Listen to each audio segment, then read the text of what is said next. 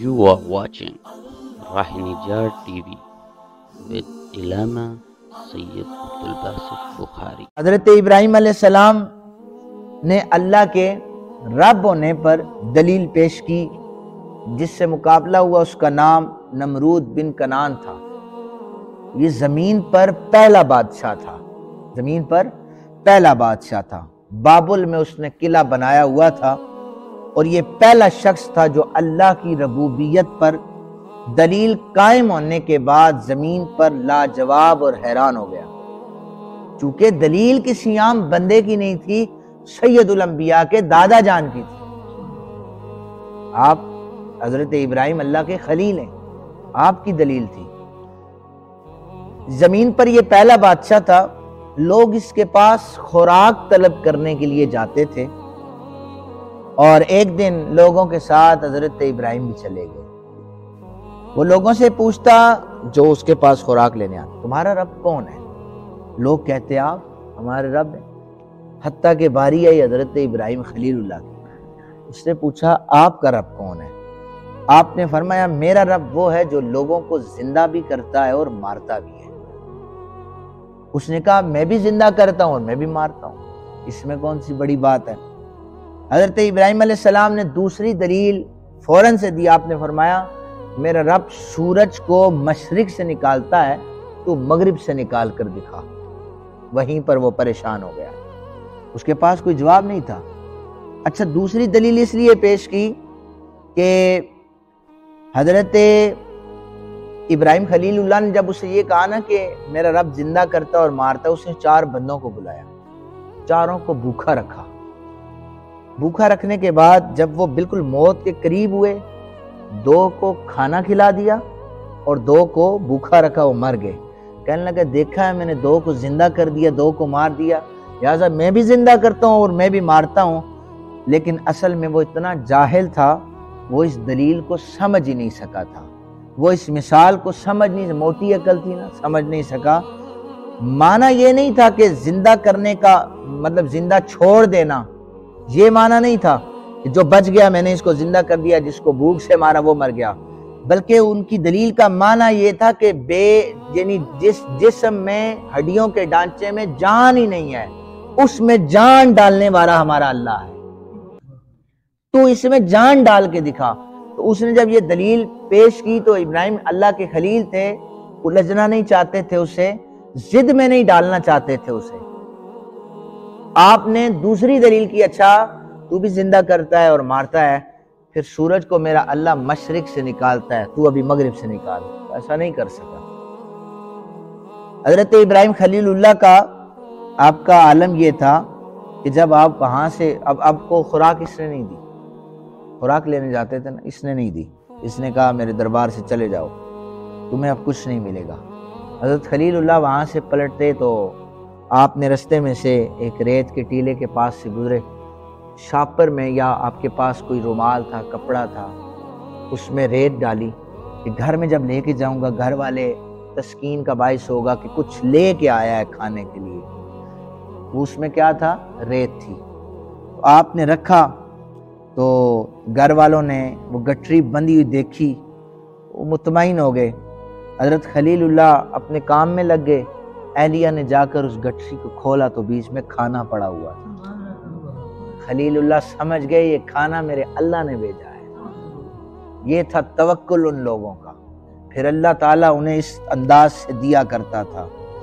تو پھر یہ نمرود خدائی کا دعویٰ کرتا تھا، اللہ تعالیٰ نے اس کے پاس 3 فرشتوں کو بھیجا کہ دیکھو اللہ وہ ہے جو موت دیتا ہے، زندہ کرتا ہے۔ 3 دفعہ فرشتے آئے، اس نے انکار کیا۔ فرشتوں نے اس سے کہا کہ اچھا ایسا کرو، وہ انسانی شکل میں آتے تھے، کہ تم اپنے لوگوں کو جمع کرو اور تم ان کو جمع کرو، 3 دن کا تمہارے پاس ٹائم ہے۔ اس نے اپنی سلطنت میں سب کو جمع کیا، سارے جمع ہو گئے تو اللہ تعالیٰ نے نمرود پر مچھروں کا عذاب بھیجا، مچھر بھیج دیے۔ وہ اتنے زیادہ مچھر تھے کہ انہوں نے سب لوگوں کا گوشت کاٹ لیا اور خون پی لیا، ہڈیوں کے پنجرے باقی بچ گئے۔ تو اللہ تعالیٰ نے ایک مچھر کو نمرود کے نتنوں میں گھسا دیا، اب بادشاہ خدائی کا دعویٰ کرنے والا، اس کے ناک میں مچھر چلا گیا۔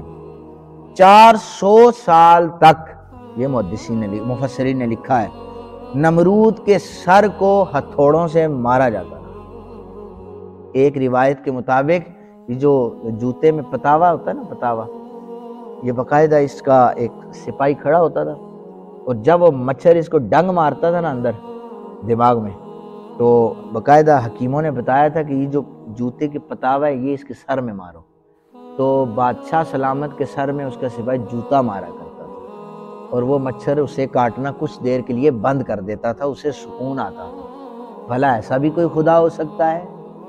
یہ ان کی انوکھی قسم کی دلیلیں تھیں کہ رستہ میں سفر کرتے تھے نا یہ بتوں کے پجاری، تو وہاں پر آٹے سے ایک بت تیار کرتے تھے، کہتے تھے ہمارا خدا ہے، عبادت کے وقت اسے پوجا کرتے تھے، اور اس کے سامنے جو بھی ان کے لوازمات تھے وہ ادا کرتے تھے۔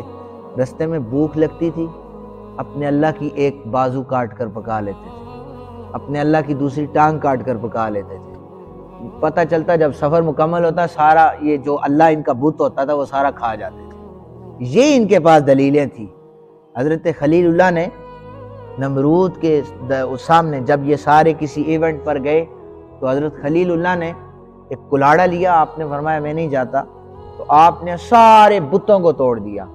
آپ دلیلیں دیکھیں، آج کل بھی مناظرہ ہوتا ہے، لیکن مناظرے کا جو مطلب ہے، مفہوم ہے، لوگوں کے سامنے غلط رنگ دیا جاتا ہے، اسے غلط کر کے پیش کیا جاتا ہے۔ ہم یہ سوچتے ہیں کہ مناظرے کا مطلب یہ ہے کہ فریق کے دلائل پر نظر رکھنا، اس کی ہٹ درمی، اس کے دلائل کی کمزوریوں کو پکڑ لینا بڑا مناظر ہے۔ یہ اس کو مناظرہ نہیں کہتے۔ مناظرہ اسے کہتے ہیں کہ جس میں حق کو ثابت کرنا ہوتا ہے اور باطل کا رد کرنا ہوتا ہے۔ یہ جناب خلیل اللہ نے طریقہ بتایا، اور امام اعظم نے اپنے بیٹے حماد ان کو مناظرہ کرنے سے منع کر دیا۔ انہوں نے سوال کیا تھا، ابا جان آپ خود مناظرہ کرتے اور مجھے روکتے ہیں۔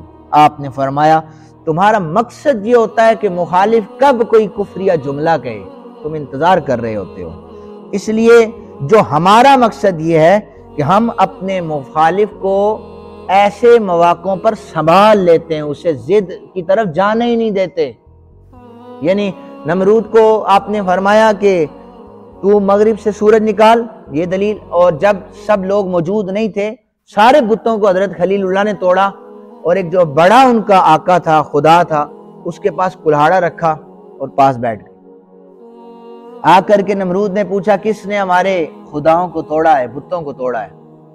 تو خلیل اللہ بیٹھے تھے، اشارے ہو گئے، سب کو پتا تھا یہی اللہ کی وحدانیت کا اقرار کرتے ہیں۔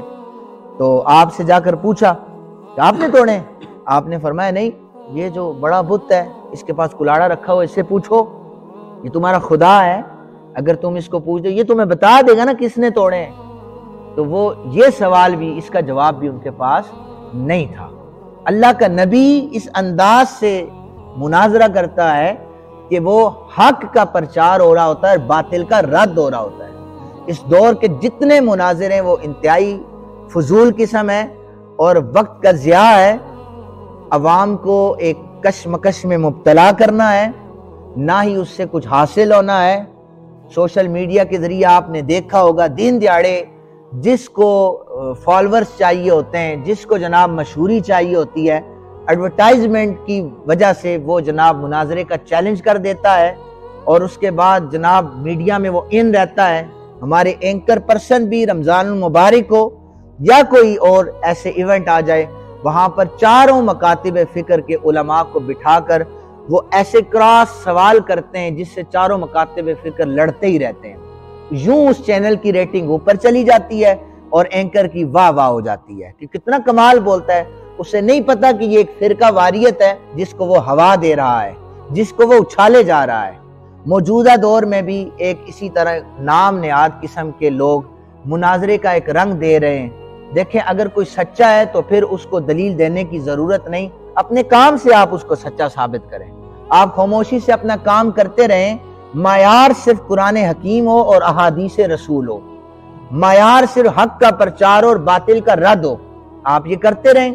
آپ نے سوشل میڈیا پر جناب وہ دنگل مچایا ہوا ہے کہ ہم ایسے کر دیں گے، فلاں کے گھر چلے جائیں گے، یہ مناظرہ نہیں ہے، یہ فضول وقت کا ضیاع ہے۔ یہ لوگوں یعنی حضرت ضیاء الامت جسٹس پیر محمد کرم شاہ صاحب الادری رحمۃ اللہ تعالی علیہ نے فرمایا تھا کہ اب اگر آپ خطاب کرتے ہیں نا کسی جگہ پر، تو وہاں پر آپ نے 1 گھنٹہ خطاب کیا ہے اور وہاں پر 100 بندہ بیٹھا ہے اور آپ کے خطاب سے اس کو کوئی علم حاصل نہیں ہوا، کوئی فائدہ نہیں ہوا، تو آپ یہ مت سمجھیں کہ آپ کا 1 گھنٹہ ضائع ہوا ہے، بلکہ جو 100 لوگ ہیں ان 100 کا 100 گھنٹہ ضائع ہوا ہے۔ آپ اتنا بڑا نقصان کر رہے ہیں۔ لہٰذا مناظروں میں کچھ نہیں رکھا ہوا، نہ ہی جناب آپ اس کی دلیلیں دے کر کسی کو جھوٹا ثابت کر لیں گے، اور آپ اتنے خوش فہمی میں نہ رہیں کہ کوئی آپ کی دلیل مان کر آپ کے رستے پر آ جائے گا۔ سب کے پاس دلیلیں ہیں۔ آپ ایسا کام کریں کہ اللہ کی بارگاہ میں جو قبول ہو جائے، اللہ تعالیٰ کی رضا کی خاطر کام کریں، اللہ کے رسول کے رضا کی خاطر کام کریں۔ اللہ تعالیٰ سے دعا ہے اللہ تعالیٰ ہمیں قرآن حکیم سمجھنے کی توفیق عطا